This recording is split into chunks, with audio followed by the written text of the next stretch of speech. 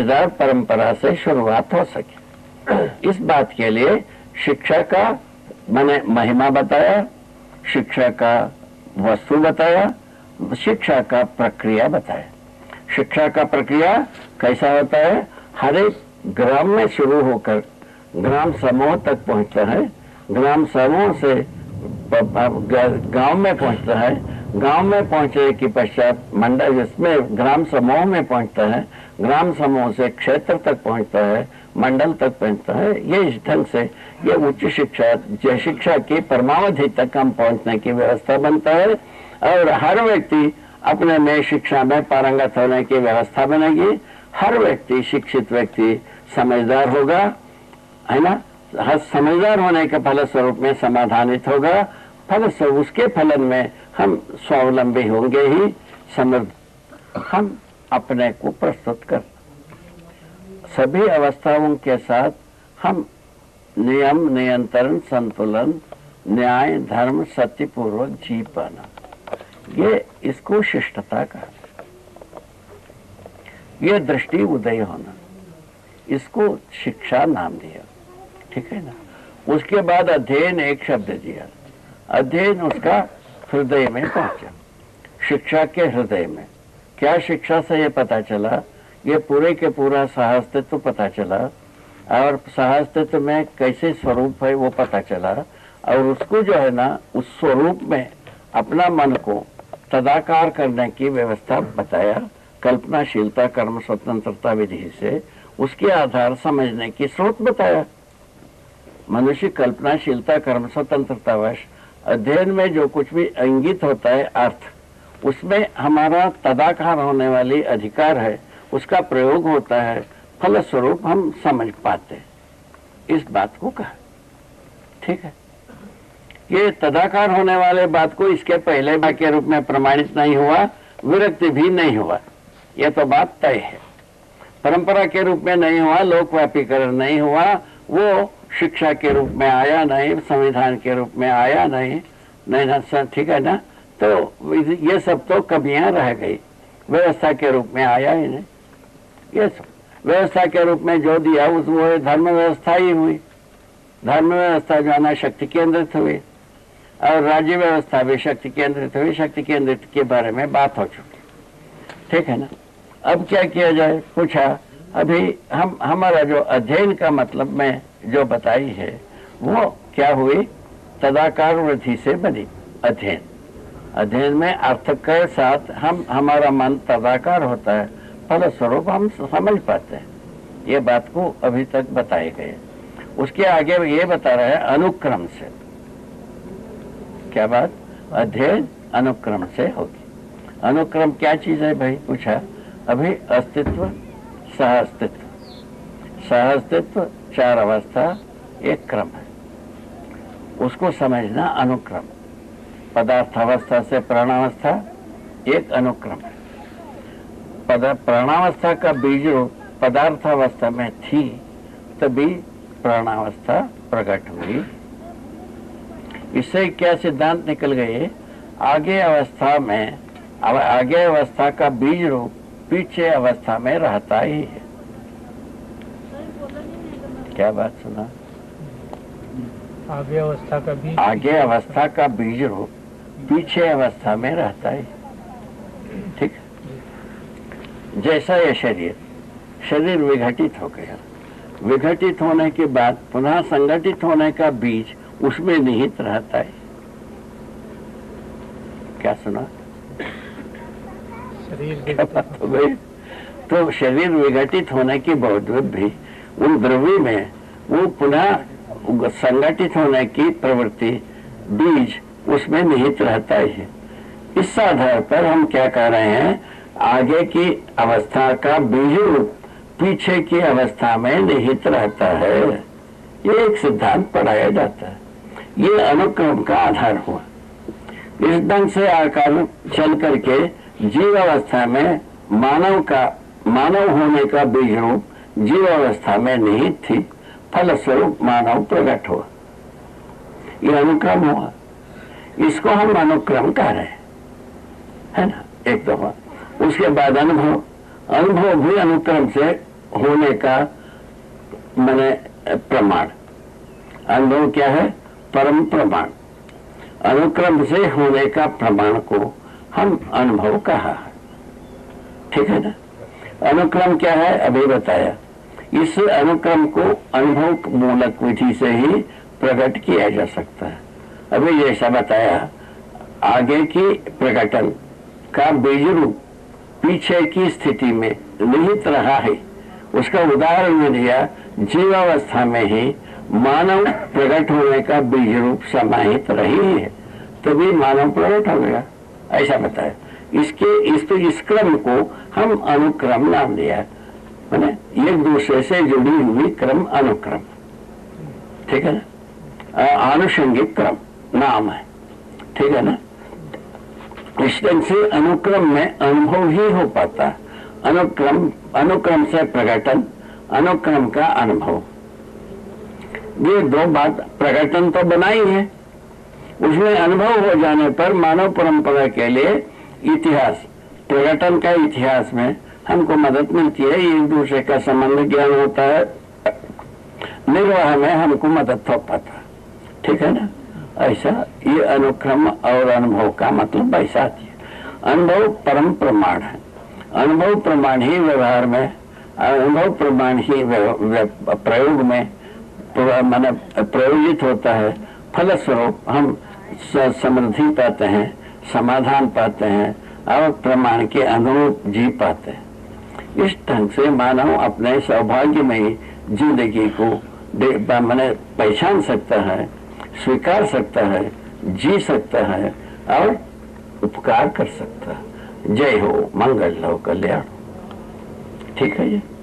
के मानस में जो जिज्ञासा उदय हुई हो, जो सवाल सामने आ रहे हो, उनको एक बार रख सकते हैं।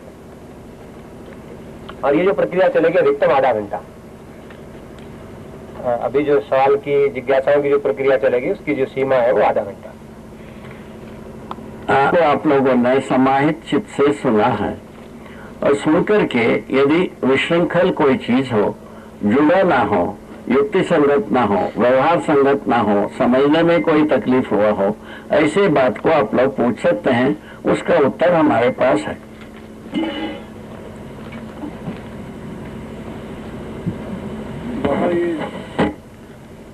इस पदार्थ लोहा, तांबा, सोना, चांदी, हीरे सभी तरह के पदार्थ अवस्था में मिलते हैं और इसके बाद में प्राण अवस्था जो हमारी शुरू होती है, तो इनके किस धातुओं से या किस तत्वों से प्राण अवस्था मिलेगी? जैसे लोहे का तत्व है तो लोहे से प्राण अवस्था चलेगी या कोई दूसरी चीज है? जैसे लोग आजकल साइंस में कहते हैं कि कार्बन से ही चली। और पदार्थ अवस्था से प्राणावस्था का उदय है, तो प्राणावस्था में किस किस प्रकार के परमाणु शामिल होंगे? प्राण अवस्था किस परमाणु से? जैसे अन्नकोश प्राण में कोश से जो चलते हैं, तो किस धातु से प्राण में? देखिए, इसमें बहुत साधारण बात है। पहले को ये बात स्पष्ट किया भाई, प्राणावस्था का उदय होने के मूल में पहले पानी के पहले कोई प्राणावस्था नहीं है। इस धरती पर पानी प्रकट होने के बाद ही प्राणावस्था का उदय। प्राणावस्था उदय होने के मूल में पानी का होना बहुत आवश्यक, इसके बिना होता ना। ये बात समझ में आता है ना? अच्छा, यह समझ में आने से आधा दूर अपन रेंग गए, अपना गति आधा दूर पहुंच गए। पानी कहाँ खड़ा होगा? धरती पर, ठीक है ना, क्योंकि धरती का ही वस्तु है, ठोस और विरल रूप में रही है। विरल रूप में रही हुई वस्तुओं में से एक जलने वाला, एक जलाने वाला रहा है, उसका योग फल में पानी हो गए। ये दोनों वस्तु विरल रूप में रह करके कोई उपकार नहीं होती रही। उपकार होने की प्रवृत्ति सहअस्तित्व में रखा हुआ है। आगे की प्रवृत्ति के लिए शुभ उपकार की बात बनाई है। सहअस्तित्व में जो चीज नहीं है वो मनुष्य उसको प्रकट नहीं करेगा। सहअस्तित्व में जो कुछ भी प्रवृत्तियां हैं, संभावना है, प्रक्रिया है, उसको मनुष्य अनुकरण कर सकता है। यही नियति विधि से जीने की उपाय। उस विधि से अपन सोचने पर पता चला कि धरती में प्राणावस्था उदय होने की पहले जल का प्रकट होना आवश्यक रहा। जल का प्रकट होने में ऐसा वस्तु जो एक जलने वाला वस्तु, एक जलाने वाला वस्तु, जो विरल रूप में रह करके इसका प्रयोजन कुछ सिद्ध नहीं होता रहा, वो दोनों वस्तु मिलकर के प्यास बुझाने वाले वस्तु के रूप में आ गई। निरर्थक वस्तु जो यह क्षतिग्रस्त भी हो सकती थी, उस जगह में से यहाँ आ गए हैं। यहाँ आने पर क्या हुआ, धरती पर ही पानी खड़ा हुआ। धरती पर पानी खड़ा होने से धरती में जो द्रवी थी अनेक प्रकार की, उसमें से आम्ल और क्षार दोनों पानी में आ गए।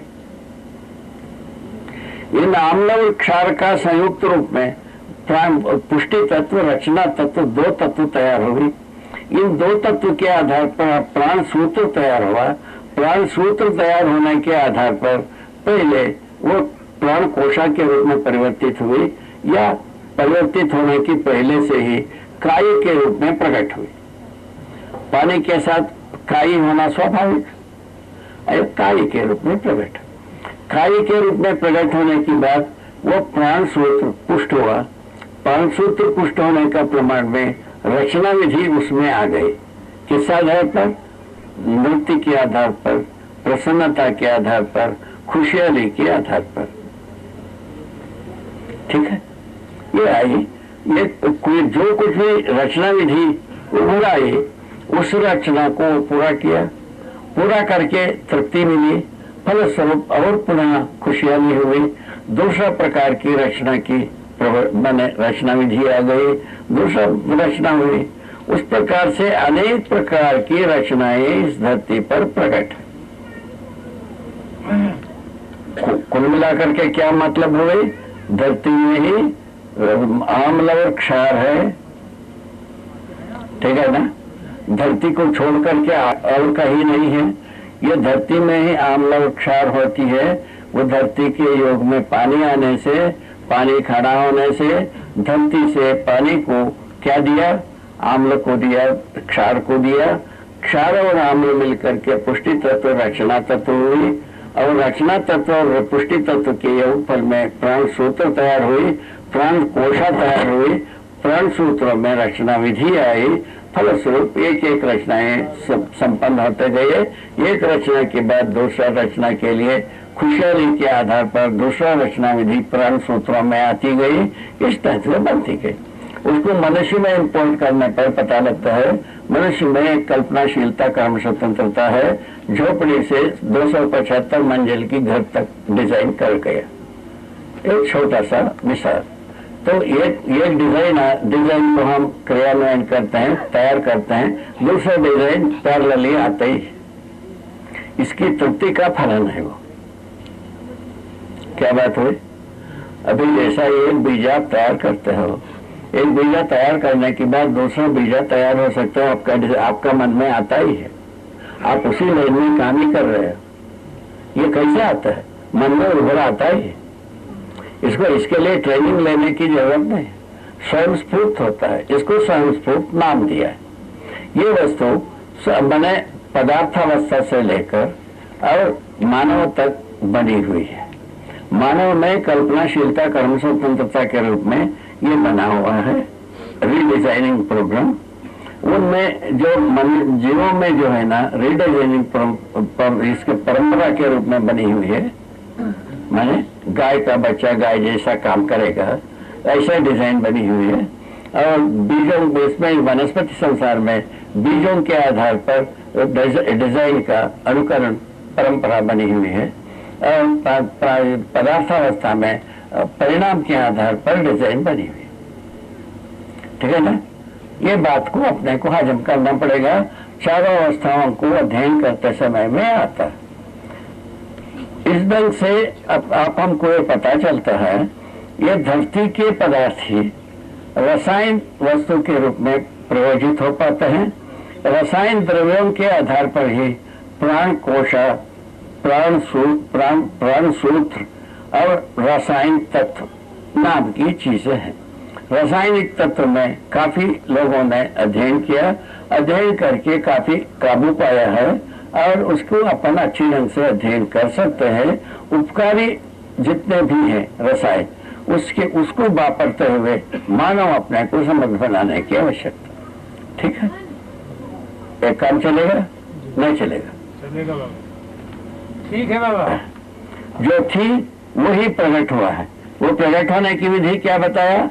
वो पहले जो रसायन संसार तैयार होने की पहले पदार्थावस्था में रसायन संसार के रूप में यौगिक विधि में आने के लिए वस्तु पहले से ही रहा बीज रूप में, वो प्रकट होकर के रसायन संसार विस्तार हुआ। ये तो परंपरा के रूप में ये जो होना ये आपको पता ही है किस विधि से होता है। वही प्राणावस्था में ही प्रजनन विधि शुरुआत हुई,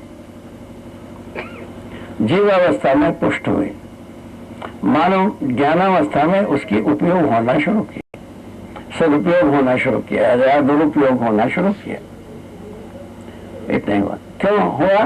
क्योंकि मानव में कल्पनाशीलता का स्वतंत्रता जिंदा है।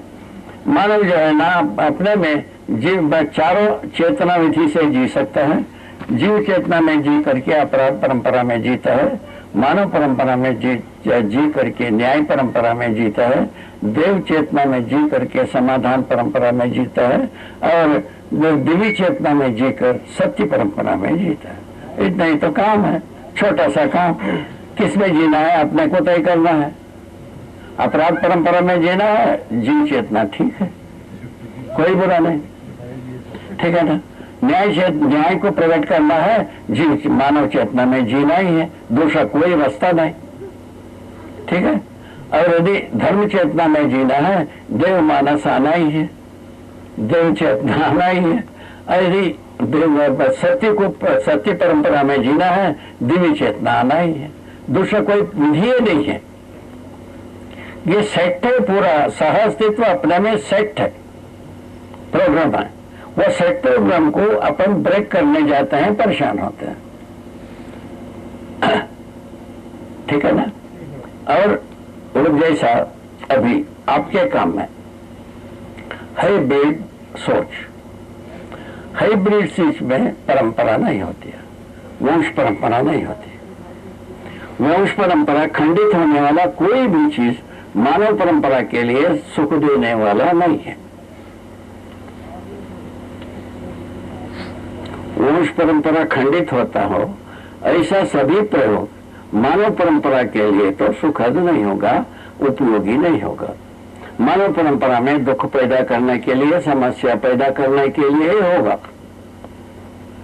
इसको अपन शोध करने की जरूरत, उसको बीज परंपरा को बनाए रखने वाले विधि को अपनाने की जरूरत, श्रेष्ठता विधि से। हम लोग कैसा करते थे, हम धान की संसार वाले हैं, हम लोग धान में श्रेष्ठता को कैसा हम लोग पहचाने। हमारे पीढ़ी तक हम लोग बहुत छोटे छोटे बच्चे थे, उस समय में बाली को चिन्हनी और उस ऐसे बालियों को इकट्ठा करने के लिए हमारे बुजुर्ग लोग कहते थे। उसमें हम लोग क्या देखा, एक प्रजाति की धान लगी है ना, दूसरे खेत में दूसरा, तीसरा खेत में तीसरा, ऐसा होता ही है। उसमें क्या होता है, एक ही प्रजाति का धान हम एक खेत में लगे हैं, वो जाति का पौधा इतना ऊंचा है, उतना ऊंचा है, उससे ऊंचा वाला एक जाति हो गई, उसका बाली दूसरा हो गए। वो 10-5 बालियां पूरा खेत में मिली। उसको हमारे बुजुर्ग लोगों ने पहचानते थे, ये पहले था, उससे अच्छा है बुरा है, उसके आधार पर कहते थे इसको इकट्ठा करो। हम लोग खेत में घुस करके उसको लाते थे, उससे हमारे बुजुर्ग लोग भी प्रसन्न होते थे, हम भी प्रसन्न होते थे, ठीक है। लाया वो धान को लाया, उसको टांग देते थे डठवा समेत, वो सूख जाता था। सूख जाने के बाद धान निकालते थे, उसको डाल करके अलग से पौधा बनाते थे, उसको मुंहपुट बनाया। आगे वर्ष उससे ज्यादा होगा ना, स्वाभाविक है।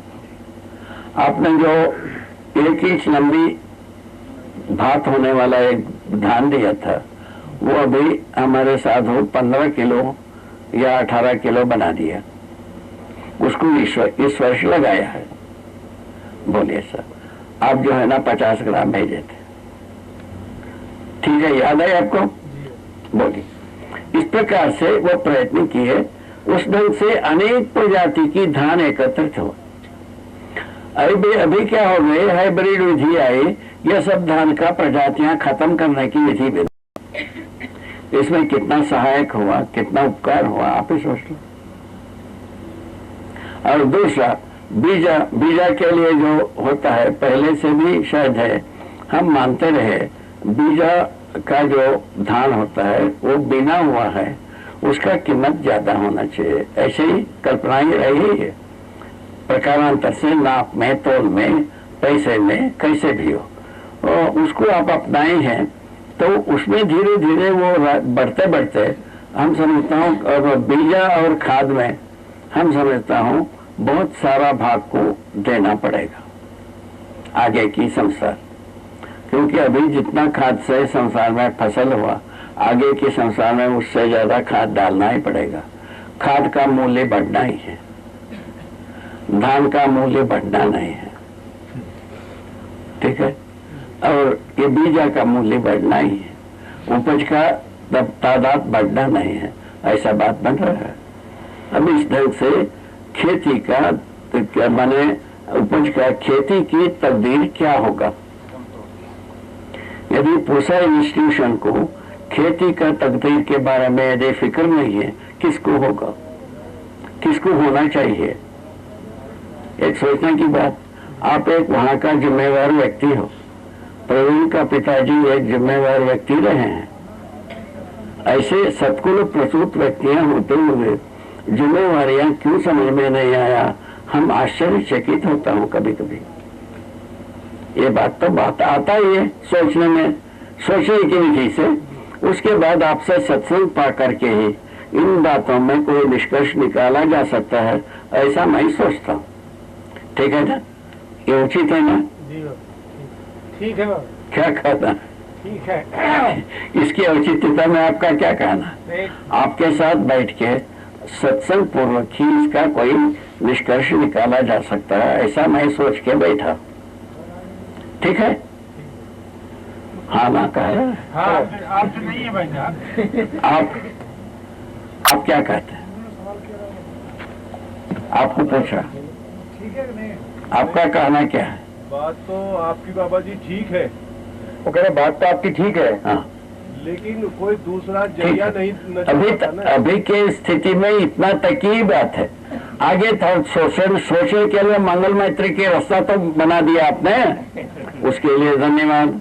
आगे अपन सोचेंगे, तैयारी करेंगे, अपने मन को, आपके मन को कहीं ना कहीं मिलाने की कोशिश करेंगे। हाँ, चल। जैसा कि शरीर रहता है 5 तत्वों से मिलकर बना है, 5 तत्वों से, तो इधर हो गए। से मिलकर बना है और उन 5 तत्वों में विलीन हो जाता है ये भौतिक जो शरीर है। तो जो हमारे अंदर ऊर्जा है, आत्मा रूपी जो ऊर्जा है, वो कहाँ विलीन हो जाती है? ऐसा आपका पूछना। हाँ। बैठ, ये आप पूछ रहे हैं, शरीर 5 तत्व से बना है, ये पहले से ऐसा हमारे बुजुर्गों ने नाम दिया है। वो अभी के विधि से कम से कम 100 प्रजाति 200 प्रजाति की परमाणुओं से शरीर और रसों का स्वरूप बनी हुई है। पहले पंचतत्व की बात किया। पंचतत्व की बात एक ऐसा रहस्यमयी विधि है जिसको समझना आपके हमारे बलबूते की रोग नहीं है। पंचतत्व के बारे में हमारे किताबों में लिखा है, ब्रह्म से आकाश पैदा हुआ। क्या पैदा हुआ? ब्रह्म से आकाश पैदा हुआ। ब्रह्म को निराकार बताया, आकाश को निराकार बताया। निराकार से निराकार का उत्पत्ति कैसा हो सकता है, एक सोचने की मुद्दा वहां रह गया। आकाश से हवा पैदा हुआ, ये कहते हैं। हवा से अग्नि पैदा हुआ, कहते हैं। अग्नि से जल पैदा हुआ, कहते हैं। जल से पृथ्वी पैदा हुआ, ये बताते हैं। इस प्रकार के पंचतत्व की बात करते हैं। इसको जगत नाम दिया है। यही पंचतत्व से पूरा शरीर बना हुआ है, जगत बना हुआ है, ऐसा है इनका सोचना। तो जिस ऐसे शरीर में जीव नामक की चीज होती है, जीव में आत्मा नाम की चीज होता है। आत्मा परमात्मा का आंशिक स्वरूप माने गए हैं, इस ढंग से बात बनी हुई है। अभी परमात्मा किसी को समझ में आया नहीं। भाषण मारना बहुत सारे लोगों से हुआ है। भाषण मारने में से मैं स्वयं एक बड़ा विद्वान है, बहुत सारा भाषण मारा, किंतु कोई प्रयोजन नहीं निकला। भाषण मारो विधि से यदि कोई नाम लेते हैं, उसका कोई प्रयोजन निकलता नहीं। मैं आपको एक साधारण रूप में बताना चाह रहे हैं। अभी के विधि से, जितने भी केमिस्ट्री के विधि से जो कुछ भी ज्ञान होता है, मनुष्य का शरीर में अनेक प्रकार की केमिकल्स हैं, अनेक प्रकार की परमाणुएं काम कर रहे हैं, ये बात का ज्ञान होता है, ठीक है। और इसके इस सब के मूल में हम अभी बताया था। तो शरीर रचना कैसा होता है? पहले प्राण कोशा तैयार होता है, प्राण कोशाओं से शरीर तैयार होता है। प्राण कोशाएं जो बनते हैं, पुष्टि तत्व रचना तत्व से प्राण सूत्र बना जाता है, और उसके ऊपर एक झिल्ली बनता है, उसको कोशा कहते हैं। इस ढंग से बनी हुई है। क्या किया जाए? अब इसको क्या कहा जाए? तो ये तो पंच तत्व का है कि बहुत तत्व कहा जाए, आप ही सोच लो। एक तो बात हुई शरीर रचना के बारे में। अब जीवन के बारे में, जीवन के बारे में अभी तक अपने को जीव नाम दिया है। जीवन को पहचानने के बारे में अभी आपसे अनुनय विनय किया। अध्ययन से पता चलता है गठन पूर्ण परमाणु जीवन का अमृत। ये बात को सूचना के रूप में आपको बताया है, उसमें ध्यान देने की आवश्यकता है। धन्यवाद। आगे मैं बाबा जी ये पूछना चाहता हूँ कि गठनशील और गठनपूर्ण परमाणु से आदमी का जन्म हुआ है, लेकिन जो ये क्लोन प्रणाली है, इसके बारे में मैं जानना चाहता हूँ। क्या कहना? ये कह रहे गठनशील से गठनपूर्ण परमाणु की प्रक्रिया एक है आपके प्रतिपादन में। हाँ। और उससे मानव का वो है विकास। हाँ। पर ये जो क्लोन बनाया जा रहा है, इसके बारे में आपका क्या कहना है? क्लोन तो शरीर का यही व्याधा रोग है। नीम हकीम खतरे जान।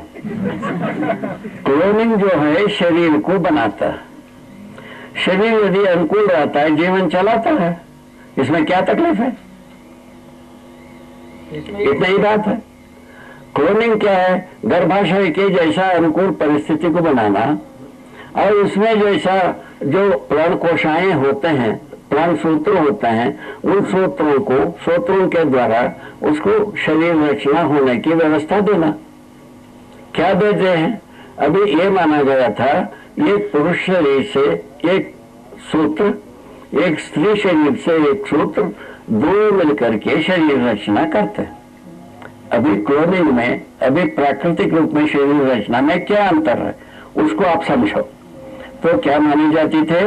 एक शरीर रचना के मूल में पुरुष शरीर में कोई एक प्राण सूत्र होता है जो वो सहायक है, और स्त्री शरीर में प्राण सूत्र होता है वो भी सहायक है। ये क्योंकि सहस्तित्व विधि से इसको मानी गई थी, तो उसको जो है ना, उसको अभी ये मानी जा रही है स्त्री शरीर में या पुरुष शरीर में दोनों प्रजाति की प्राण सूत्रों को पहचाना जा सकता है, उसका वृद्धि किया जा सकता है, उसको पुनः गर्भाशय में रख करके और उसको शिशु के रूप में पाया जा सकता है। ऐसा कार्य है। अब इसकी आवश्यकता कितने लोगों को होगा, कितने लोग इससे प्रभावित होंगे, इसको कितने लोग डॉक्टरों का अरमान को पूरा करेंगे, ये आगे भविष्य की बात है। ठीक है, पूरा हो गया। दोनों में अंतर क्या है बता दिया? हाँ, बस ऐसा। आगे आगे चलो। प्रभु, कौन सा नियम है अस्तित्व में ऐसा कि जिसके तहत ये दोनों काम हो रहे? ये कह रहे बाबा, वो कौन सा नियम है जिसके तहत किसी पौधे की जड़ जमीन में जाती है? वो अस्तित्व में क्या नियम है जब किसी पौधे की जड़ जमीन में जाती है, तना ऊपर की तरफ जाता है? हाँ, क्या कहना इसमें? क्या आपको प्रश्न क्या बनता है? ये है ऐसा, इसमें क्या प्रश्न बनता है? अस्तित्व में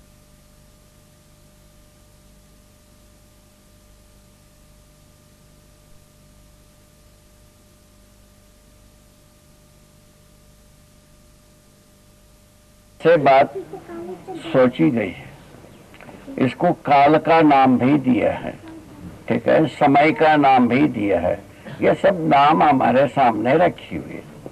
इन सभी बातों में एक तारतम्यता, एक संगीत, एक निश्चयता आने के पक्ष में अभी हम कुछ सोचे हैं। अभी किस आधार पर? सहअस्तित्व के आधार पर। सहअस्तित्व विधि से हमको नित्य वर्तमान का बात स्पष्ट होती है। और अभी तक हम काल के बारे में सोचते रहे, वर्तमान के बारे में सोचते रहे, जो सत्य नित्य वर्तमान ये बताया विगत में, और सत्य को बताया अनिर्वचनीय और अव्यक्त कहने के आधार पर हम संदिग्धता में आ गए थे। अभी हमको ये पता चला, जिसको हम निरंतर ब्रह्म सत्य जगन मिथ्या कहा, ब्रह्म को हम शाश्वत व्यापक वस्तु में, शाश्वत रूप में, व्यापक वस्तु के रूप में हम पहचाना। व्यापक वस्तु में ही संपूर्ण प्रकृति, जड़ चैतन्य प्रकृति संपृक्त रहना पहचाना। इसके आधार पर काल की बात, समय की बात, वर्तमान की बात स्पष्ट होना बनी। ये आधार है। क्या आधार है? सहअस्तित्व सहज आधार पर हम वर्तमान को पहचानते हैं। वर्तमान का मतलब यह होता है अब गतिशील, स्थितिशील, निरंतरता। पहले बात ये अपने हृदय में पहुंचना चाहिए, गतिशील, स्थितिशील सहित वर्तमान है। और गति स्थिति किसमें है? जड़ प्रकृति में, चैतन्य प्रकृति में गति स्थिति है। जड़ चैतन्य प्रकृति में गति स्थिति रहते हुए वर्तमान वर्तता रहता है, इसीलिए वर्तमान। वर्तता रहना क्या चीज है पूछा? रूप गुण स्वभाव धर्म वर्तता ही रहती है, ये कभी कहीं रुकने वाला नहीं है। रूप गुण स्वभाव धर्म निरंतर वर्तता रहता है। रूप रहता ही है, गुण रहता ही है, स्वभाव रहता ही है, धर्म रहता ही है। ये होने के आधार पर वर्तमान है। होना माने निरंतरता के अर्थ में है। निरंतर होना ही वर्तमान है। निरंतर होना ही वैभव है। निरंतर होना ही हमारा जीवन है। निरंतर होना ही है हमारा समाधान। निरंतर होना ही है न्याय। निरंतर होना ही है नियंत्रण, नियम, संतुलन। ये सभी चीजें निरंतर होने के रूप में हमको प्राप्त है, हमको अनुभव में आया है, हम उसमें जीते ही हैं। इस आधार पर मैं कह रहा हूं, होने का स्वरूप में वर्तमान, ये होना नित्य वर्तमान। नित्य वर्तमान के बारे में पहले स्पष्ट होने की बात कर शुरुआत किए है। होने के रूप में नित्य वर्तमान है। होना क्या चीज है पूछा तो एक परमाणु होना, परमाणु में परमाणु अंश, व्यापक वस्तु में संपूर्ण एक एक वस्तु डूबा भिगा घिरा हुआ होना। ये होने के रूप, मूल रूप इस प्रकार से हुआ।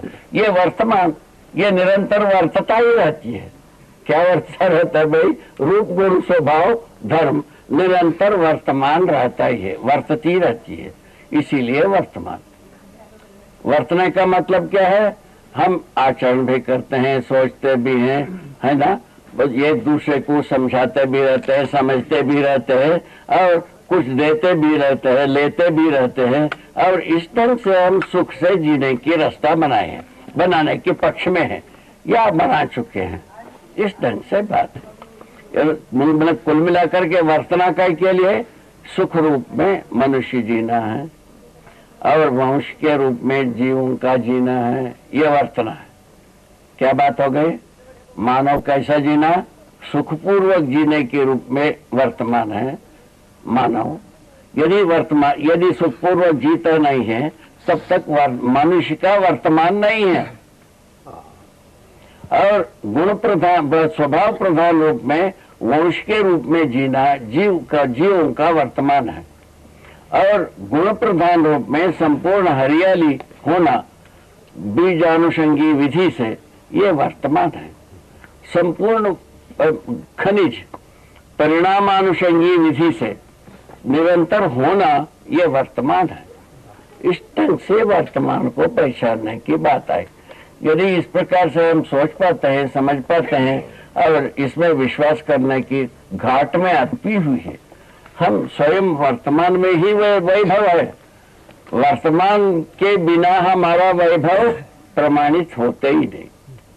हमारा होना ही वर्तमान, और हमारा होना पहला, उसके भी होने में निरंतर होने में रूप गुण स्वभाव धर्म प्रकट रहना वर्तमान। मनुष्य जो है ना अपने धर्म को प्रकट किया है सुख रूप में। सुख के लिए कल बात हो चुकी थी, समाधान बराबर सुख बराबर मानव धर्म, समस्या बराबर दुख बताए गए।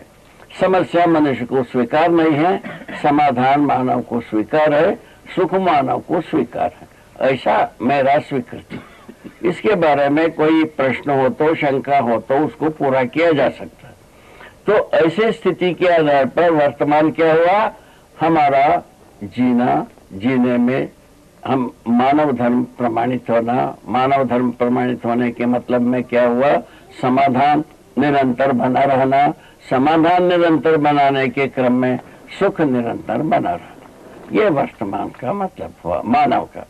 वही चीज जीवों में क्या हुआ, वो स्वभाव प्रधान रूप में वंशानुषंगी रूप में होना, जीना, ये वर्तमान हुआ। वो इस प्रकार से हरियाली भी अपने बीजानुषंगी रूप में हुआ, परिणामानुषंगी रूप में सारे खनिज पदार्थ हुआ। इस ढंग से पूरा अस्तित्व पाते हैं। सभी पूर्ण वस्तु अस्तित्व स्वयं वर्तमान है। तब क्या हुआ, संपूर्ण अस्तित्व ही वर्तमान है। वर्तमान होना ही गति है, स्थिति है। वर्तमान में क्या चीज है, स्थिति भी है, गति भी है। दोनों मिलकर के वर्तमान। स्थिति के बिना गति नहीं होती।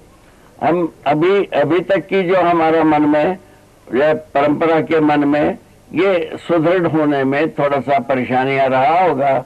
अब आगे चल के हम सुदृढ़ हो सकते हैं। किस आधार पर, स्थिति गति का योग फल में वर्तमान। और मानव भी स्थिति गति में है, जीव संसार भी स्थिति गति में है, वनस्पति संसार भी स्थिति गति में है, संपूर्ण खनिज पदार्थ स्थिति गति में। उसको समझने की बात समझ में आती है। संपूर्ण वस्तु अपने परमाणु स्थिति में स्थिति गति में है ही है, वो इकाई के रूप में स्थिति गति में है।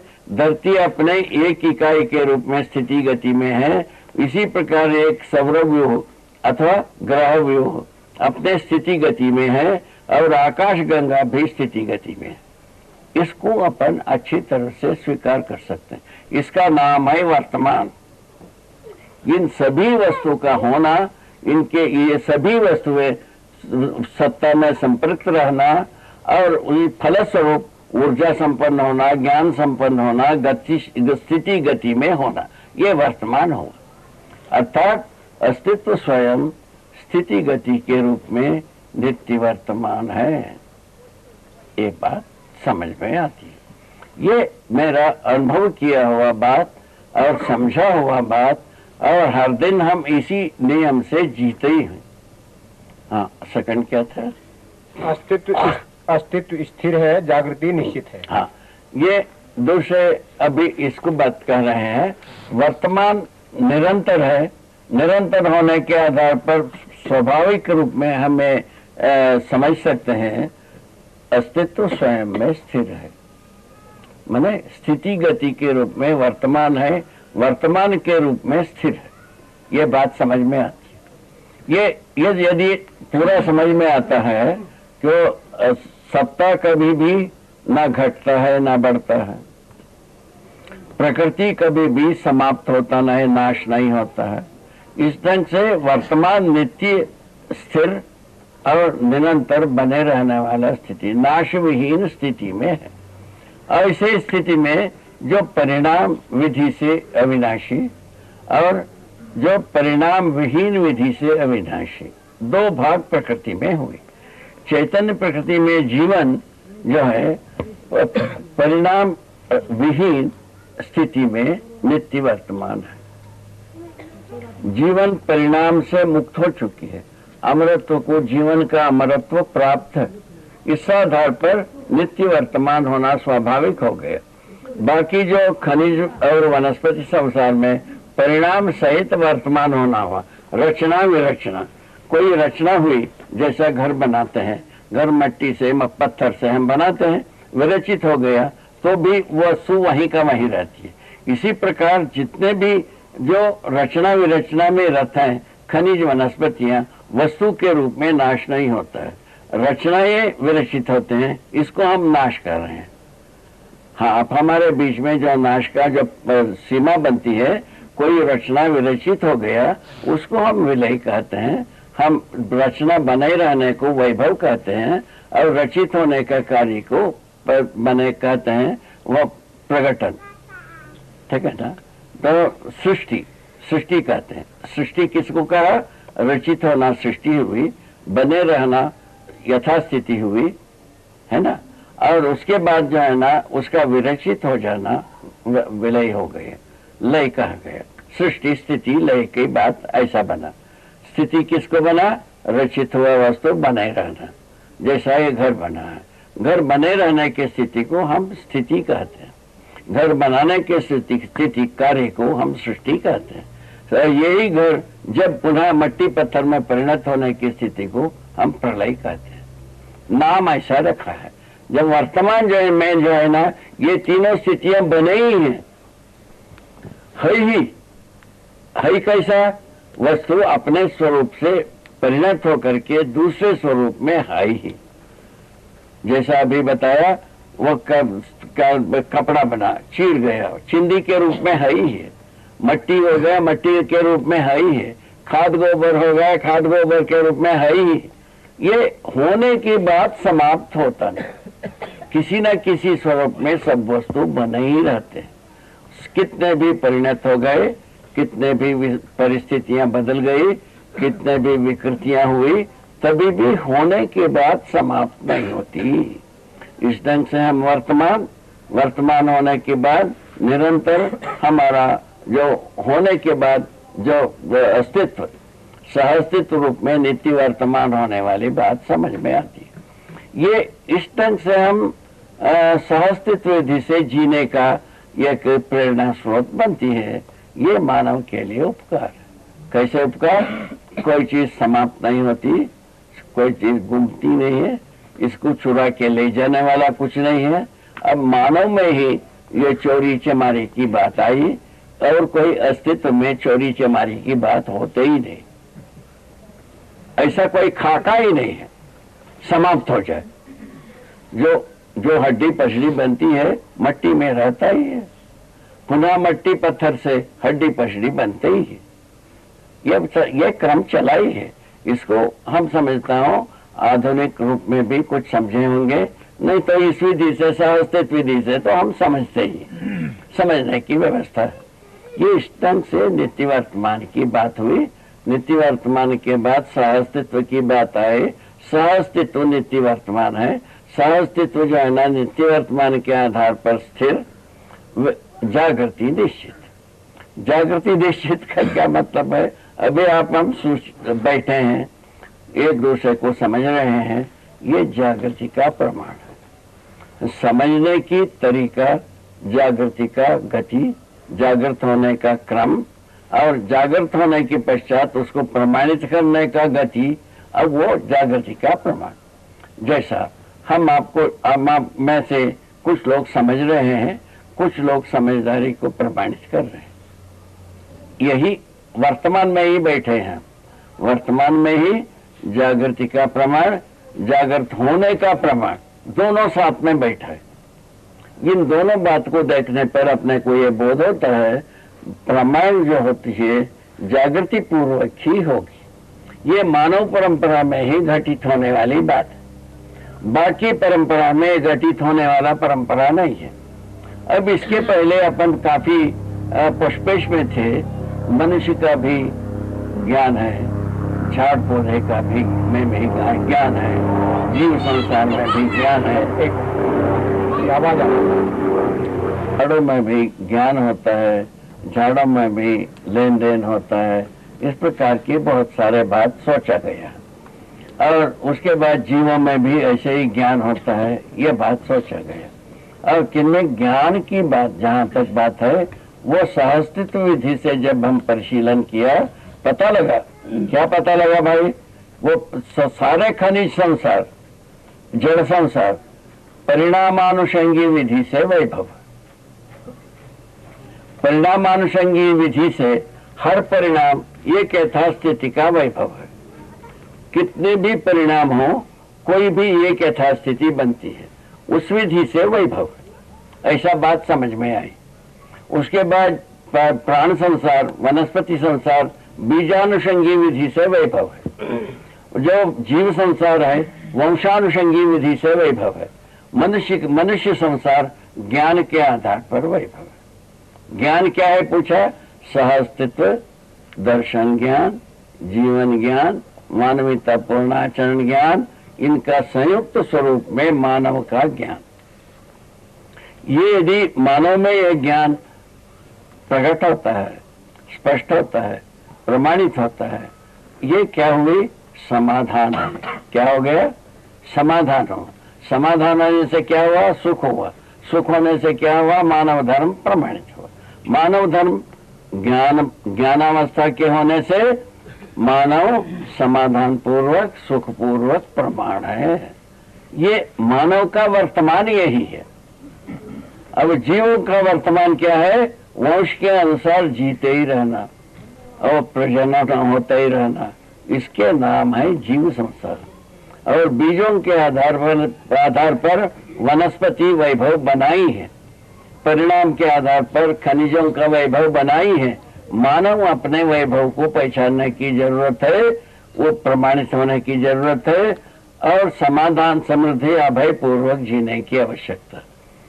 इतना यदि बनता है, सर्वशुभ होने की रास्ता साफ साफ एक अच्छी ढंग से बन पाती है, एक दूसरे के लिए उपकार प्रवृत्ति बन पाती है। इस ढंग से हम समाधान के निरंतरता में जीना बनता है। ये वर्तमान है। जय हो, मंगल हो, कल्याण हो।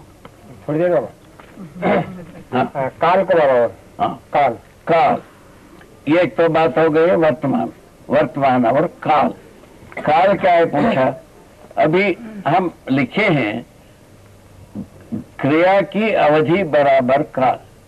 ये किसका कथन है, मानव का नापदंड है। अस्तित्व में ऐसा कोई काल नहीं है, काल खंड खंड रूप में मिलता नहीं है। अस्तित्व शुद्धतः वर्तमान है। मैंने ये हृदय में पहुंचने की बात है। अस्तित्व शुद्धता नित्य वर्तमान है, सहअस्तित्व रूप में नित्य वर्तमान है, वैभव है। ठीक हो गए। दूसरा, अभी काल की बात आया, मनुष्य के लिए काल की आवश्यकता बनी। कैसा बनी, थोड़ा समय ज्यादा समय कहने के लिए बनी। वो कैसा बन गया, क्रिया की अवधि बराबर काल लिखा है। क्या चीज क्रिया, जैसा धरती एक क्रिया करता है, प्रातः काल से प्रातः काल तक, वो एक क्रिया माना। उसको हम 24 भाग किया, 24 भाग में से एक भाग को 60 भाग किया, उसका एक भाग को 60 भाग किया। ऐसा करते गए, करते करते एक जगह में आया, काल है ही नहीं है, ऐसा हो गया। जबकि धरती निरंतर सवेरे शाम होता ही रहती है। हम कितने झूठ के आधार पर अपने बात को खड़ा किए हैं सोचने की मोहताज। इस पर सोच सकते हैं। सोचने पर अपने को अफसोस भी होता है, हम कैसे फंस गए, विखंडन विधि से फंसे। माने किसी बात को चीर फाड़ करना, बाल का खाल निकालना वाला बात विधि से हम फंस गए हैं। वस्तु ज्ञान के आधार पर सुखी होते हैं, बाल का खाल निकालने की विधि से फिशन फ्यूजन के जगह में हम पहुंच गए। वो हमारा मानव जाति का ही काल हो गया और धरती का ही विनाश का स्वरूप बन गए। अभी उस पर सोचने के लिए आवश्यकता आई। आवश्यकता आने पर एक ऐसा एक सुझाव सामने आई, हम आज काल को भी समझ सकते हैं। किस आधार पर?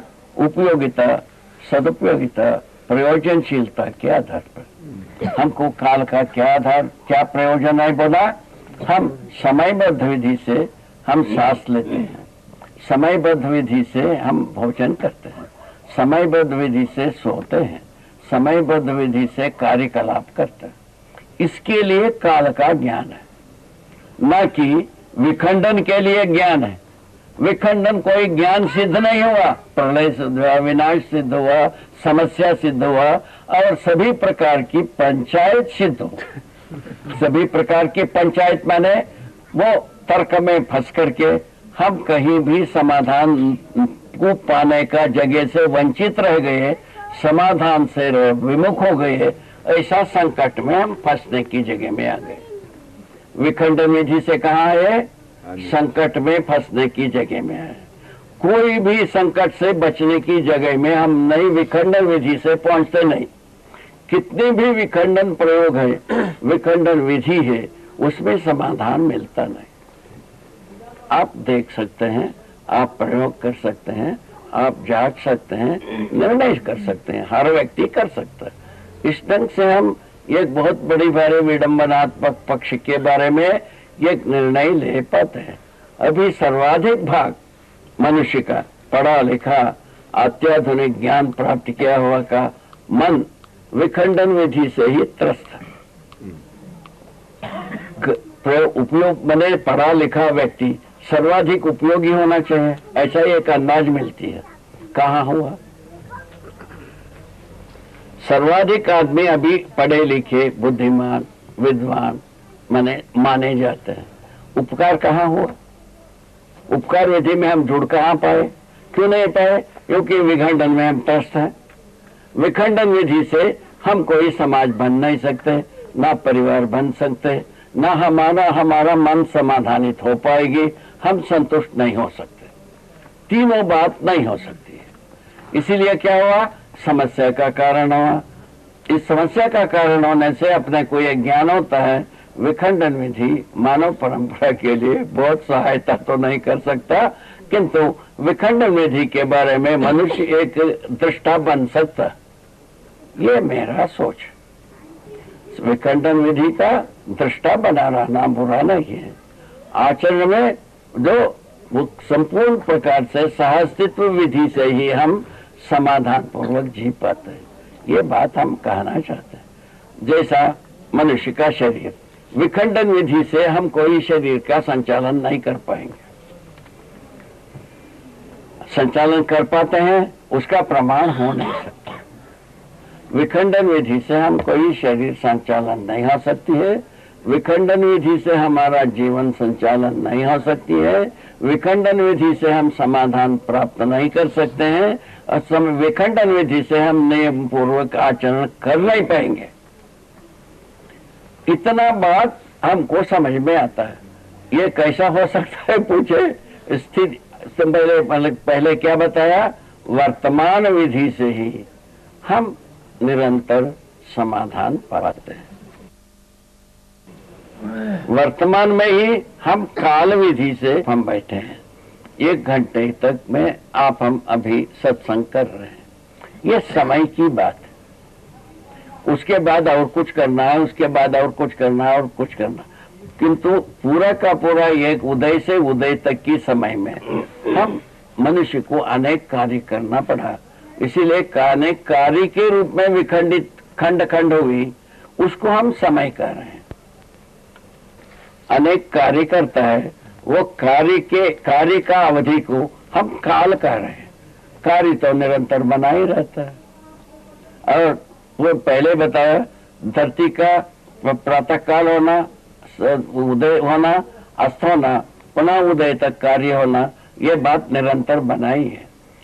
खंडित करने लग गए, विखंडित करके विपदा को मोले, संपदा को नहीं मोले हैं। इतना हम बात करके यहाँ कुछ रुकना चाहूंगा और इस मुद्दे पर और कुछ भी सूक्ष्म से सूक्ष्म, स्थूल से स्थूल, सार्थक प्रश्न हो सकता है तो सबका उत्तर हमारे पास रखा है।